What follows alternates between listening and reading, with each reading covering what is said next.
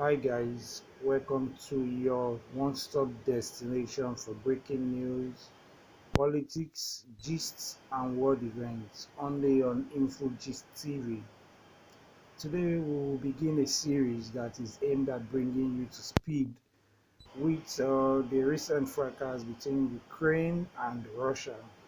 But in this episode, we will be averting our mind to how these two countries got to where they are currently today, where Russia is constantly building thousands of military presence within the within the Ukrainian border. Ukraine was a cornerstone, as we all know, of the Soviet Union behind Russia, as it was the second largest or second most populous and powerful nation of all 15 Soviet republics, and it was home to much of the Union's agricultural production, defense industries and militaries, including the Soviet Union's famous Black Sea Fleet and some of the Union's nuclear arsenals. Ukraine was so vital to the Soviet Union that Ukraine's decision to sever ties with the Soviet Union in the year 1991 proved to be a coup de grace for the ailing superpower, also known as Russia or the Soviet Union.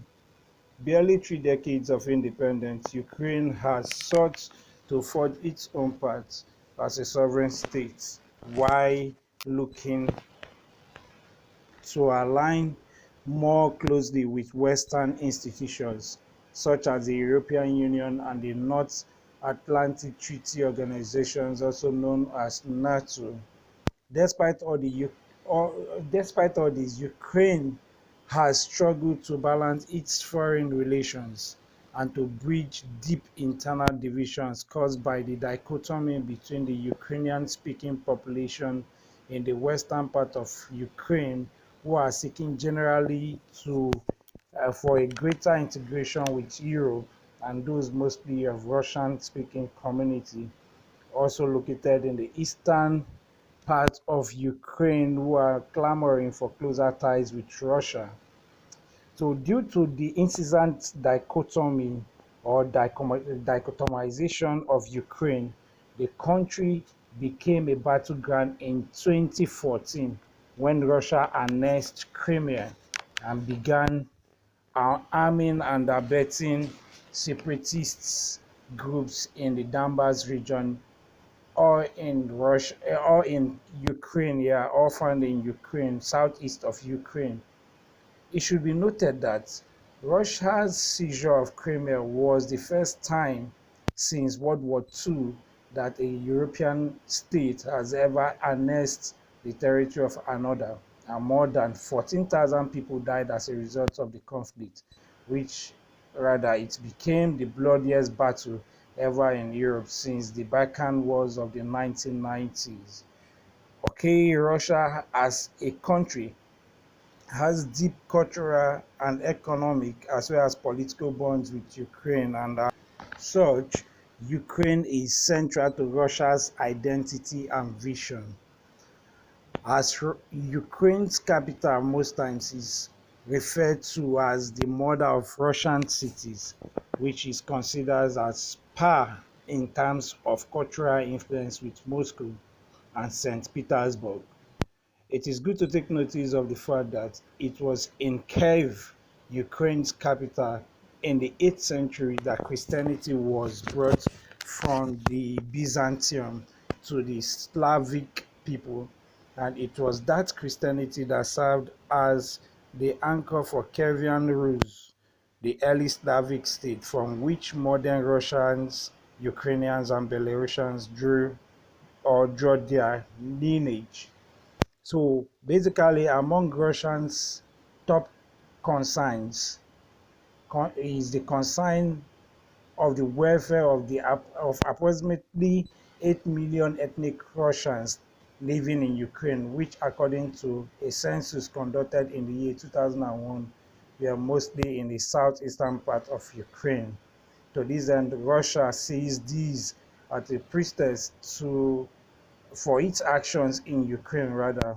Again, after the Soviet Union's collapse, many Russian politicians viewed the divorce with Ukraine as a mistake of history and a threat to Russian standing as a great power, and losing Ukraine permanently or letting it fall into the Western orbit to align more closely with Western institutions was seen by many Russian politicians as a big blow to the Russian international prestige.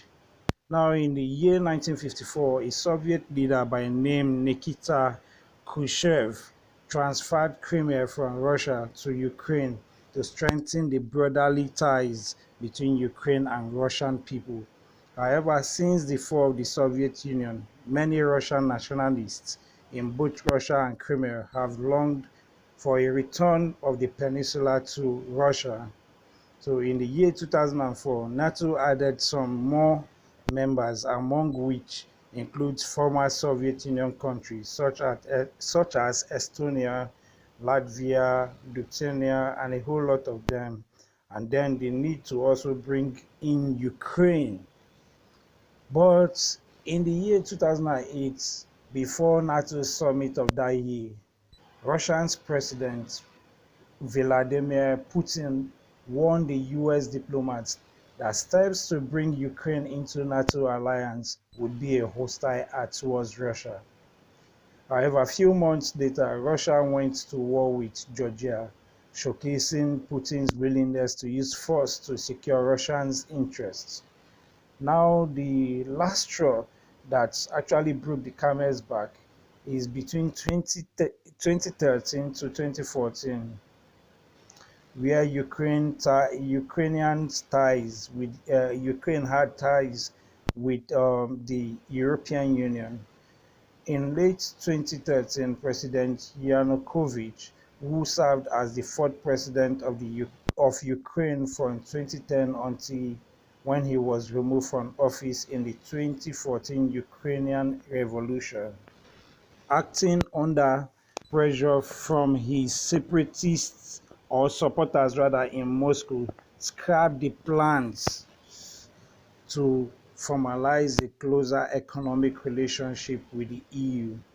And at the same time, Russia had been pressing Ukraine to join the Eurasian Economic Union, which as at then was yet to be formed.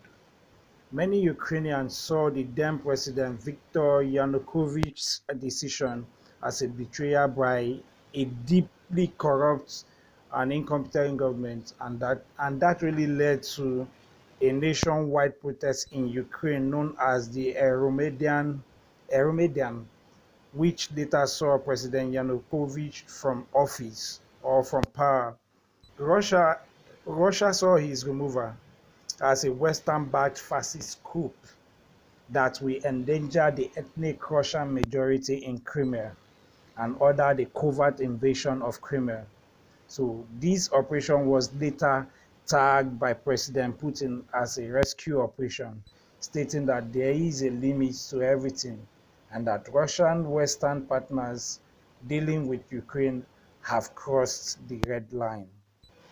It has always been Putin's goal to restore Russia to the status of great power, and by seizing Crimea, Russia has solidified its control of a critical foothold on the Black Sea, with a larger and more sophisticated military presence there.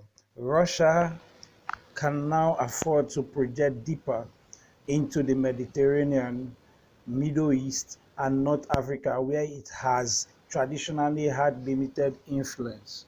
Putin has continued to make it clear that he will never allow Ukraine to become anti-Russian by joining NATO, and will continue to push back against the expansion of Western influence in Ukraine precisely.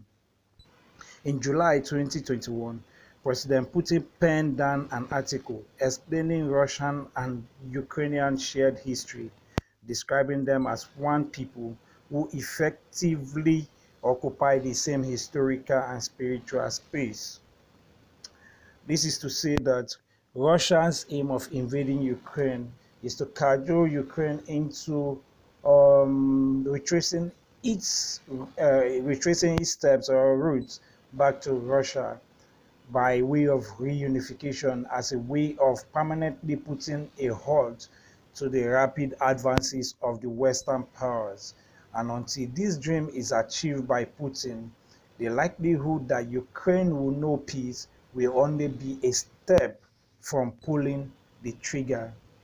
If you find this educative or interesting, please don't forget to subscribe by hitting the subscribe button.